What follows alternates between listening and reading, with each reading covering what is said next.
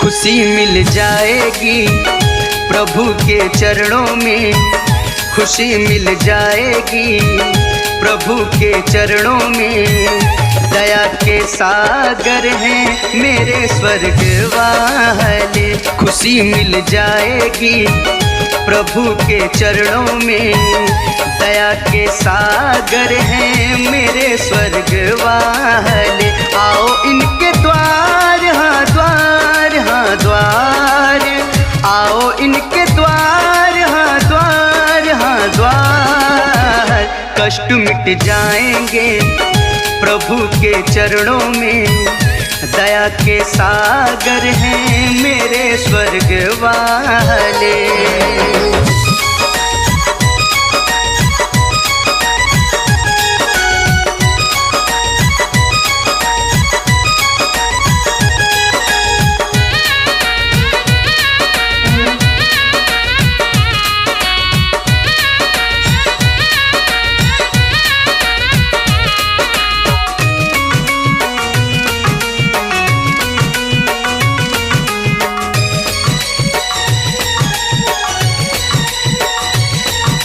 कमजोर लाचार जो भी आए उसे मिले आराम। ग्रहण करो तुम भी यीशु जी को, कर लो थोड़ा ध्यान।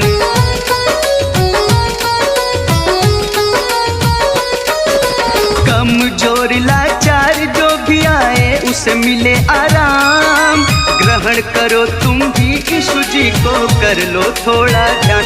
आओ इनके द्वार, हाँ द्वार, हाँ द्वार, आओ इनके द्वार, हाँ द्वार, हाँ द्वार। खुशी मिल जाएगी प्रभु के चरणों में। दया के सागर हैं मेरे स्वर्ग वाले।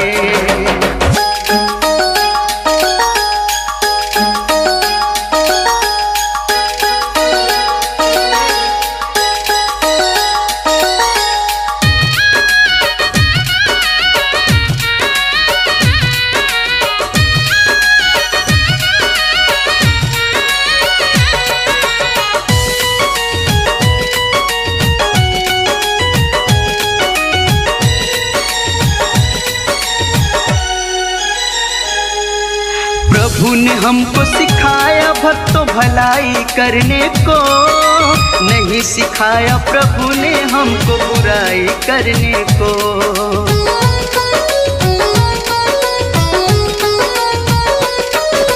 प्रभु ने हमको सिखाया भक्तों भलाई करने को, नहीं सिखाया प्रभु ने हमको बुराई करने को। आओ इनके द्वार, हाँ द्वार, हाँ द्वार, आओ इनके द्वार, हाँ द्वार, हाँ द्वार। खुशी मिल जाएगी प्रभु के चरणों में।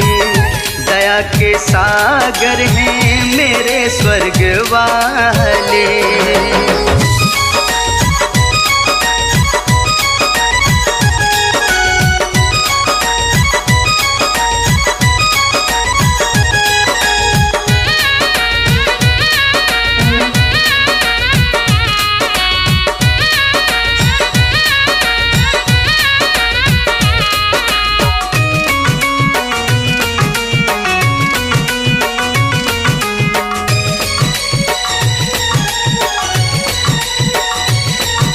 प्रभु को अपना बनाओ भक्तों, वो ही मसीहा है।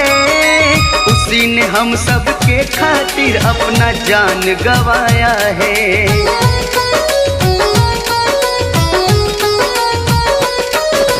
प्रभु को अपना बनाओ भक्तों, वो ही मसीहा है।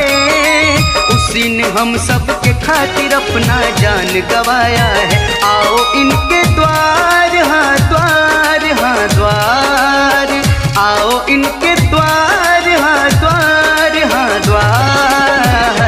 खुशी मिल जाएगी प्रभु के चरणों में। दया के सागर हैं मेरे स्वर्ग वाले।